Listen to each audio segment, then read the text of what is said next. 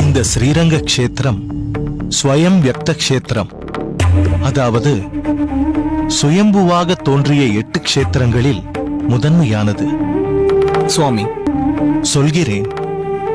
அவை ஸ்ரீரங்கம், ஸ்ரீமுஷ்ணம், திருவேங்கட மாமலை, முக்திநாதர், நைமிசாரண்யம், வானமாமலை, புஷ்கரம் மற்றும் பத்ரிஹாசிரமம். இதில் முதலில் தோன்றியது இந்த ஸ்ரீரங்கம். இந்த கோயிலுக்கு முதன்முதலாக சுற்றுப்பிரகாரங்கள் அமைத்து பிரம்மோற்சவம் கண்டவன் தர்மவர்மன் என்னும் அரசன். இங்குள்ள மதில்களும் மண்டபங்களும் கோபுரங்களும் தர்மவர்மனாலேயே கட்டப்பட்டவை. ஆனால் ஒரு முறை காவிரி கொள்ளிடங்களில் ஏற்பட்ட வெள்ளத்தால் இந்நகரம் மண்ணில் புதையுண்டு போயிற்று.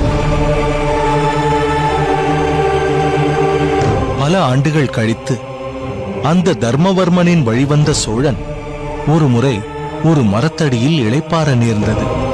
அப்போது அந்த மரத்தின் கிளையில் இருந்த கிளிகள், காவேரி விரஜாசேயம் வைகுண்டம் ரங்க மந்திரம் சவாசுதேவோ ரங்கேசக பிரத்யக்ஷம் பரமம் பதம் விமானம் பிரணவாகாரம் வேதஸ்ருங்கம் மகாத்புதம் ஸ்ரீரங்க சாயி பகவான் பிரணவார்த்த பிரகாசக என்ற ஸ்லோகங்களையே திரும்ப திரும்ப அநேக தடவைகள் சொல்லிக் கொண்டிருந்தனவாம்.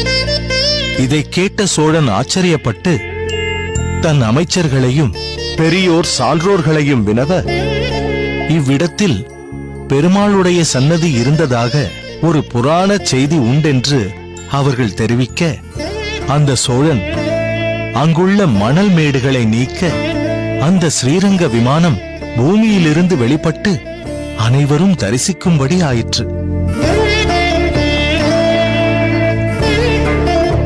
அந்த கிளிகள் சொல்லிய ஸ்லோகத்தின் பொருளையும் தாங்களே கூறி அருள வேண்டும். அதாவது, பரமபதமான ஸ்ரீவைகுண்டத்தில் ஓடும் விரஜா நதியே காவேரி, ஸ்ரீரங்க விமானமே ஸ்ரீவைகுண்டத்தில் பரமபதநாதன் இருக்கும் இருப்பு, பரமபதநாதனே ஸ்ரீரங்கநாதன் என்பதே இச்லோகத்தின் பொருள். ஆஹா, அந்த கிளிகளால் ஸ்ரீரங்கம் அடையாளம் காட்டப்பட்டது, அப்படித்தானே சுவாமி? சரியாகச் சொன்னாய் மாரநேர் நம்பி. அதன் பின்பு சோழனால் இந்த திவ்ய கஷேத்திரம் புனருத்தாரணம் செய்யப்பட்டு மீண்டும் நகரம் நிர்மாணிக்கப்பட்டு முறையே உற்சவங்களும் நடத்தப்பட்டன. அந்த சோழனின் பெயரும் காரணப் பெயரா